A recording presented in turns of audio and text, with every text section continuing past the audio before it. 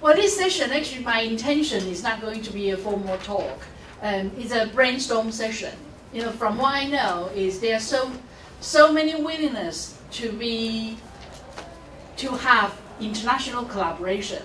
And I think this is really a good opportunity with so many different professors from different institutions, and also Gary's here, to be able to really comment on the possibility, practicalities. And so I just thought, you know, I would just try to raise some of my ideas. I don't know, some of them may be, you know, doable, but some of them probably just completely impractical.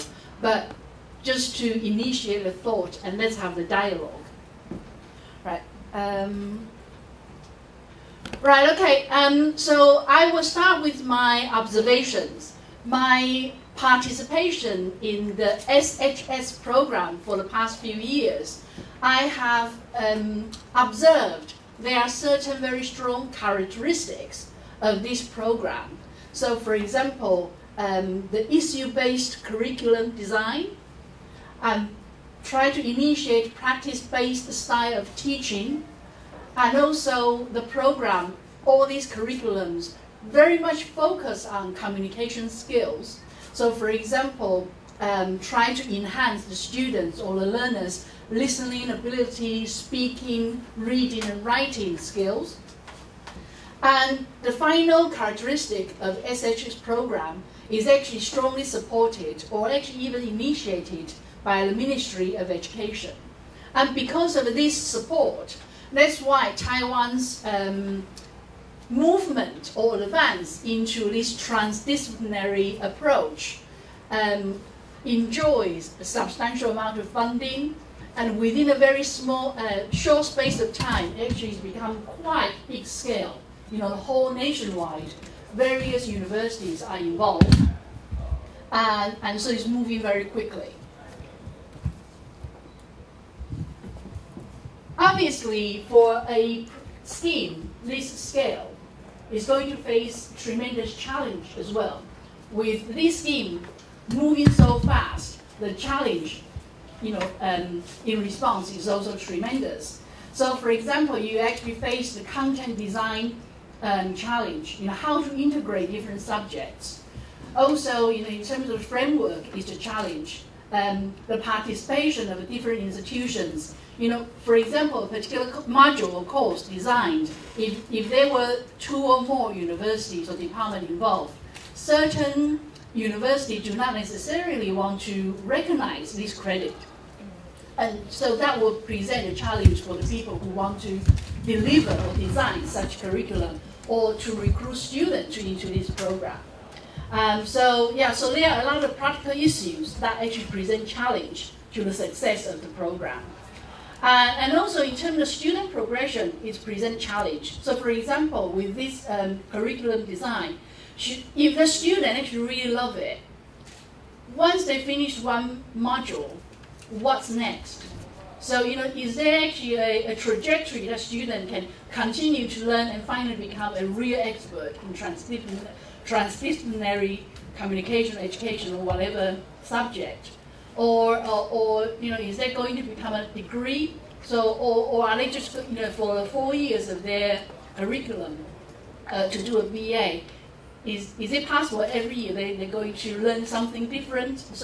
So the student progression presents some challenge. They actually just need thinking, and also the training of teachers. You know, as academics, teachers, we all come from our discipline background. All of a sudden, we have to become expert in teaching subject that we don't know much. So, and you know, and who makes us a communication expert? You know, to talk about my own subject is already quite difficult, and you learn through experience. But all of a sudden, you have to be able to solve issues, to design something actually students can practice, to train them to become a communication expert. So the training itself of the teachers is also present a challenge. And finally, there is communication issues. So for example, you know, with this program with such scale, however, from various visits, I understand they, you know, outside a particular circle, there seems to be this idea. It's very difficult to get other students or teachers or the community to recognize or to see what's been done, achieved. So there are a lot of people will question the validity or and is this really the best way to approach education or communicating or whatever disciplines. So yeah, so various challenges. The SHS program, while it enjoy the success, is also have these series of issues to have to concern with. But so at the same time, once I get to Aberystwyth University, I also observed similar success or challenges. And that's why I start to see the compatibility of a possible collaboration is actually coming from these. So, like Gary said, Aberystwyth University actually have very strong transdisciplinary approach to their curriculum design. And because the university recognizes its necessity, so it's not supported by Ministry of Education in the UK, but actually very much university's own initiative. And so there were certain issues probably become easier, but actually within the university, then later on you start to see, for example, international politics then integrated with other departments such as geography, and also what's the third one? History. So discipline actually become integrated together in order to deliver programs. But at the same time, these design seem to be similar to Taiwan's SHS programs. So it's also issue-based, practice-based programs.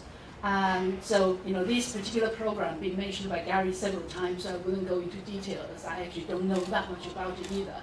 However, in terms of the focus on practical application, focus on social responsibility, and also in the end of this master program, the student have to write a research dissertation, and so to enhance its research dimension. So certainly, this particular program has very strong transdisciplinary characteristics. It's genuine collaboration between different subjects, international politics, geography, environmental science. But for this program, however successful, it also has its own challenge. So for example, as far as I know, the program started in 2010, 2011, but within this short space of time, they start to actually thinking about how about the different pathways, because there are students with strong science background coming to this particular program. There are also students from humanities or social science background coming to this program. So is it better, would it benefit students more if you have a sort of science pathway and also the social science or humanity pathway? Does it make more sense? But by doing so, will you then lose your original intention, which is try to integrate, the transdisciplinarity? And so how do you actually achieve that balance? I think that's present a challenge. The student recruitment also presents a challenge. So very similarly, how do you communicate this kind of vision to the wider community where actually most people still recognize the single discipline is the key? But obviously then by thinking about how to overcome these challenges, then also presents different possibilities. But looking at wider areas of Wales, for the time I lived there, from the news programs and things I read, I seem to actually notice Wales as a small area in UK. They seem to actually focus quite a lot about transdisciplinary approaches to different issues. And one thing that keep coming repeatedly is the treatment of mental health. And also this approach to the research of bioenergy.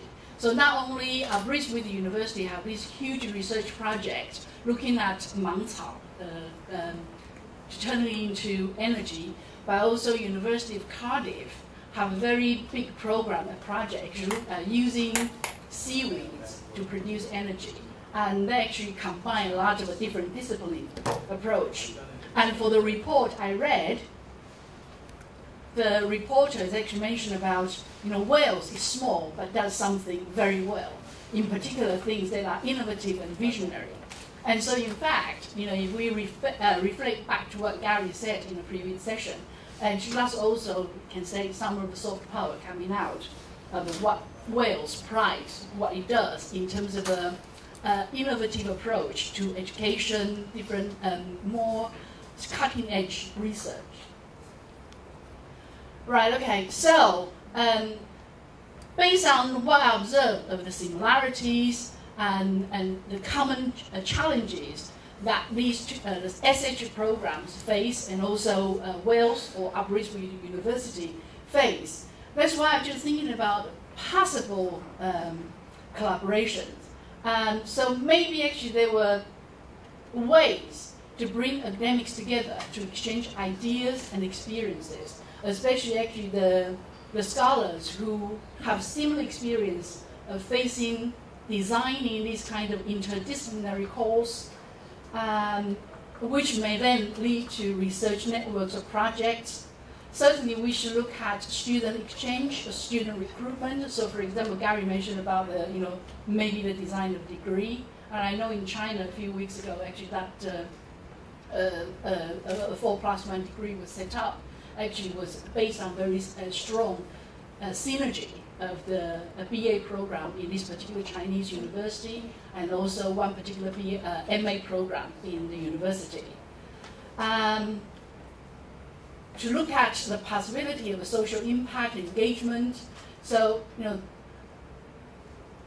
the early, actually, when I mentioned about Aberystwyth University, the food and water security program, in terms of the challenge of the student recruitment, then in order to overcome this challenge, I think actually, again, quite innovative ways were presented in this way and to seek the solution.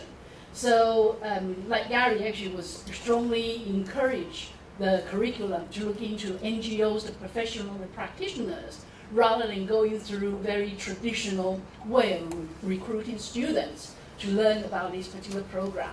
So in other words, is to think about how to engage in stakeholders and policymakers in the various programs, rather than looking very traditionally in a confined, the traditional student base. And also, the possible collaboration can then actually to bounce ideas about the more innovative methods of delivery and various platforms. So for example, for the Skype meetings or the research seminars in two different sites, rather than actually very traditional format of delivering a classroom teaching. And certainly the collaboration of organizing training workshops about communication skills, or even just bouncing off ideas. And I have to say, actually, before we start the session, in the, just during lunchtime, when we actually have a little discussion in the guest room, looking at, just talking about education and thinking about what is the next phase of education, what's the value of education. To me, I find that it was extremely stimulating, is because my own background, I was looking at the democratization of culture in Taiwan, and my main research is about cinema. And actually, from my research, I look at, in the 1980s, the democratization, how that process, in fact, then sort of bring down you can say, you break down this film industry and then rebuild. So the Taiwan film industry then actually started in ground zero in the 1990s and then rebuilt, have today's status. And what we were talking about the education. So traditionally, in the several decades ago, the academic authority or the educational authority, which was not challenged. Then the past one decade or two, especially the social sciences, start to feel everything. It seems to be very fluid. So the academics or scholars feel less certain, try to establish their authority. However, recently, start to rethink, no, actually we should reestablish this kind of a claim on research excellence and to reestablish what is a better way for education. And to me, again, that seems to represent a particular path of you challenge or critically question what's been regarded as certainty. But then once you actually question these issues, when you start to reaffirm it, it's not going backwards, but then actually to give you the opportunity to go forward. But yeah, so anyway, so I think about bringing people have similar experience but from different pathways. That kind of discussion is always very fruitful in stimulating different way of thinking, how to resolve issues, and might just give you insight that actually you previously didn't realize that you may have. Right, okay. And in terms of the subject, the possible collaboration, so this really just the things I drop down, but it doesn't have to be any of these issues. So I think actually this is more for open discussion to see about how to go forward. I also look at the possible funding opportunities to be able to bring scholars from Taiwan and UK together to have this kind of forum, to have regular meetings. So again, I'm sure there will be more funding opportunities, possibilities, but these are just the two that actually are found online, and they are currently calling for applications. So, one possibility is British Academy's International Partnership and Mobility Scheme. This particular scheme, right, okay, look favorably about bringing Taiwan scholars and UK scholars, but the subject matter actually confined within humanities and social sciences. And it was a 1 year to 3 years program. But for the 1 year award, is actually with a view of bringing this group of people to formulate a research project that actually can make the discussion have a further implication and have a research result. Another scheme, which is ESRC's research seminar series, and it does cover a whole range of subjects. What ESRC is? Economic and Social Science Research Council, right? So they are just a wide range of subjects. So successful applications for the past year include, actually I just dropped down 21 topics. So for a 1 year program, they have 6 seminars to try to focus on that particular issue. So for example, using what we just heard about soft power. So for example, you have a 1 year seminar about soft power, maybe 1 seminar about science, the soft power of science, 1 seminar about the more traditional political implications of soft power, or cultural diplomacy in terms of the soft power of a culture. This kind of design.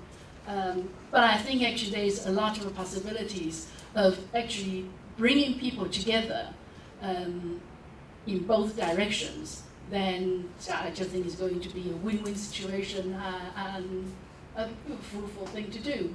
So I think I'll just stop here. And like I said, I think it's more important for the dialogue to start, and hopefully maybe we will see the possible collaboration.